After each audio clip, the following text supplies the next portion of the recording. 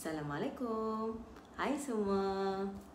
Hari ini Cikgu Izni akan mengajar kamu sejarah tahun 5. Kita akan belajar tajuk pertama iaitu Institusi Raja Payung Negara. Dalam tajuk ni, kamu akan belajar 3 benda penting. Yang pertama, pengertian raja dan kerajaan. Yang kedua, kamu kena tahu konsep wadat antara raja dan rakyat. Dan yang ketiga, kamu akan belajar kepentingan menghargai institusi raja. Mari kita belajar apa itu maksud raja dan maksud kerajaan. Yang pertama, kita lihat raja. Raja atau sultan merupakan pemerintah tertinggi bagi sesebuah negara. Kerajaan pula bermaksud negeri atau negara yang ditadbir secara sah. Contohnya, di Malaysia kita ada raja dan juga sultan.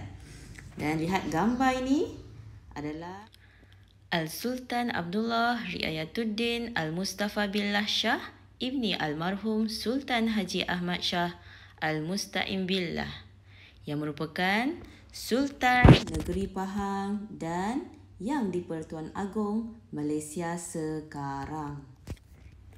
Untuk pengetahuan kamu semua, institusi raja diwarisi sejak zaman kerajaan Melayu awal lagi. Jadi dekat sini cikgu ada sertakan hierarki sistem pemerintahan kerajaan Melayu awal negara kita. Kita tengok raja berdaulat tonggak kerajaan. Zaman dahulu lagi, sultan atau raja ni berada di hierarki teratas. Seterusnya ada pembesar, ada rakyat dan juga hamba. Selepas merdeka, institusi raja ni terus diwarisi dan menjadi identiti negara kita. Jadi, kamu semua perlu menghormati dan menghargai institusi raja sebagai warisan negara kita. Raja ditaati dan dihormati. Okey, kita lihat. Sikap taat setia rakyat terhadap raja telah terjalin sejak zaman dahulu lagi. Dalam buku Sulalatus Salatin, wadat atau perjanjian yang termeterai antara raja iaitu Seri Teri Buana dengan rakyat iaitu Demang Lebar Daun menjadi asas pembentukan sikap taat setia tersebut. Rakyat telah berjanji untuk memberikan taat setia kepada raja, manakala raja pula berjanji untuk memerintah rakyat dengan adil dan saksama.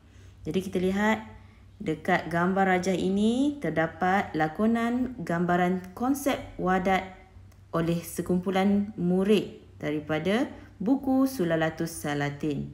Inilah contoh macam mana wadat atau perjanjian itu termeterai. Ini contoh sultan dan juga rakyat itu Demang Lebar Daun. Nanti kamu boleh baca dalam buku teks. Jadi kamu perlu tahu apabila negara merdeka ni, konsep wadat tersebut termaktub dalam prinsip kedua rukun negara. Iaitu seperti kamu tahu apa itu prinsip kedua rukun negara. Cuba ingat balik apa itu maksud prinsip kedua rukun negara. Okey. Prinsip kedua itu adalah kesetiaan kepada raja dan negara. Jadi sebagai rakyat Malaysia, kamu perlu memberi taat setia yang sepenuhnya kepada raja atau sultan kita. Setelah kita belajar apa itu maksud raja dan juga kerajaan, dan kita juga telah lihat apa itu maksud wadat, yang perjanjian antara raja dan juga rakyat. Seterusnya kita tengok kepentingan menghargai institusi raja. Jadi yang pertama, kita boleh simpulkan ia merupakan warisan sistem politik kekal sehingga ke hari ini. Jadi, pentingnya kita jaga institusi raja tu sebab merupakan warisan sistem politik kekal yang ada sehingga hari ini. Yang kedua, merupakan lambang kesetiaan kepada raja. Jadi, kenapa kita perlu hargai institusi raja ni? Supaya menjadi lambang kesetiaan kepada raja oleh rakyatnya. Yang terakhir, supaya negara kita sentiasa aman damai dalam pemerintahan beraja. Kita nak negara kita sentiasa aman damai dalam pemerintahan yang adanya raja sebagai ketua negara. Cikgu harap kamu semua dapat faham apa yang cikgu ajarkan pada hari ini. Jadi, jangan lupa jawab soalan cikgu dan hantar ya. Okay, bye-bye.